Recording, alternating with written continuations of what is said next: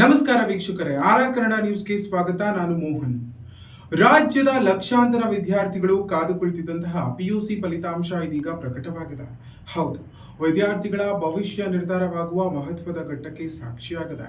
ಈ ವರ್ಷದ ದ್ವಿತೀಯ ಪಿಯುಸಿ ಫಲಿತಾಂಶದಲ್ಲಿ ಒಟ್ಟಾರೆ ಪಾಸ್ ಪ್ರಮಾಣವು ಗಮನಾರ್ಹವಾಗಿ ಹೆಚ್ಚಳ ಕಂಡಿದೆ ಎಂದು ತಿಳಿದು ಬಂದಿದೆ. ವಿಜ್ಞಾನ, ವಾಣಿಜ್ಯ ಮತ್ತು ಕಲಾ ವಿಭಾಗಗಳಲ್ಲಿ ವಿದ್ಯಾರ್ಥಿಗಳು ಉತ್ತಮ ಸಾಧನೆ ಮಾಡಿದ್ದು, ವಿಶೇಷವಾಗಿ ವಿಜ್ಞಾನ ವಿಭಾಗಗಳಲ್ಲಿ ಹೆಚ್ಚು ಶೇಕಡಾವಾರು ಫಲಿತಾಂಶ ದಾಖಲಾಗಿದೆ. ಇನ್ನು ಟಾಪರ್ ವಿಚಾರಕ್ಕೆ ಬಂದರೆ, ರಾಜ್ಯದ ವಿವಿಧ ಜಿಲ್ಲೆಗಳ ವಿದ್ಯಾರ್ಥಿಗಳು ಅಗ್ರಸ್ಥಾನಕ್ಕಾಗಿ ಸ್ಪರ್ಧೆ ನಡೆಸಿದ್ದು, ಇದರ ಜೊತೆಗೆ ವಿದ್ಯಾರ್ಥಿನಿಯರು ಈ ಬಾರಿ ಕೂಡ ಮೇಲುಗೈ ಸಾಧಿಸಿದ್ದು, ಗ್ರಾಮೀಣ ಭಾಗದ ವಿದ್ಯಾರ್ಥಿಗಳು ಕೂಡ ನಗರ ವಿದ್ಯಾರ್ಥಿಗಳಿಗೆ ಸಾಟಿಯಾಗಿ ಉತ್ತಮ ಫಲಿತಾಂಶ ತಂದುಕೊಟ್ಟಿದ್ದಾರೆ.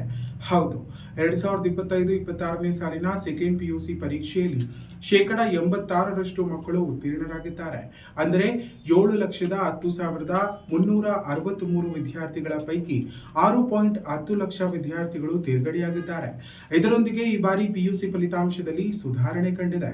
ವಾಣಿಜ್ಯ ವಿಭಾಗದಲ್ಲಿ ದಿಶಾ ಎನ್ನುವ ದಕ್ಷಿಣ ಕನ್ನಡ ಜಿಲ್ಲೆಯ ಆಳ್ವಾಸ್ ಕಾಲೇಜಿನ ವಿದ್ಯಾರ್ಥಿನಿ 600 ಅಂಕಗಳಿಗೆ 600 ಅಂಕ ಪಡೆದು ಸಾಧನೆ ಮಾಡಿದ್ದಾರೆ. ಈ ಮೂಲಕ ರಾಜ್ಯಕ್ಕೆ ಪ್ರಥಮ ಸ್ಥಾನವನ್ನು ಪಡೆದುಕೊಂಡಿದ್ದಾರೆ.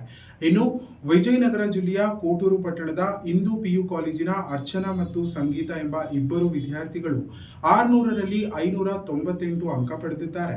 ಫಲಿತಾಂಶ ಪ್ರಕಟವಾದ ತಕ್ಷಣವೇ ರಾಜ್ಯಾದ್ಯಂತ ಸಂಭ್ರಮ ಮನೆ ಮಾಡಿದ್ದು, ವಿದ್ಯಾರ್ಥಿಗಳು ಹಾಗೂ ಪೋಷಕರಲ್ಲಿ ಖುಷಿಯ ವಾತಾವರಣ ನಿರ್ಮಾಣವಾಗಿದೆ.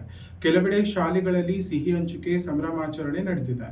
ಇನ್ನು ಫಲಿತಾಂಶದಿಂದ ಅಸಮಾಧಾನಗೊಂಡ ವಿದ್ಯಾರ್ಥಿಗಳಿಗೆ ಮರು ಮೌಲ್ಯಮಾಪನ ಹಾಗೂ ಪೂರಕ ಪರೀಕ್ಷೆಗಳ ಅವಕಾಶವೂ ಲಭ್ಯವಿದೆ ಎಂದು ಮಂಡಳಿ ತಿಳಿಸಿದೆ. ಒಟ್ಟಿನಲ್ಲಿ ಈ ವರ್ಷದ ಪಿಯುಸಿ ಫಲಿತಾಂಶ ವಿದ್ಯಾರ್ಥಿಗಳ ಶ್ರಮಕ್ಕೆ ಪ್ರತಿಫಲ ನೀಡಿದಂತಾಗಿದೆ.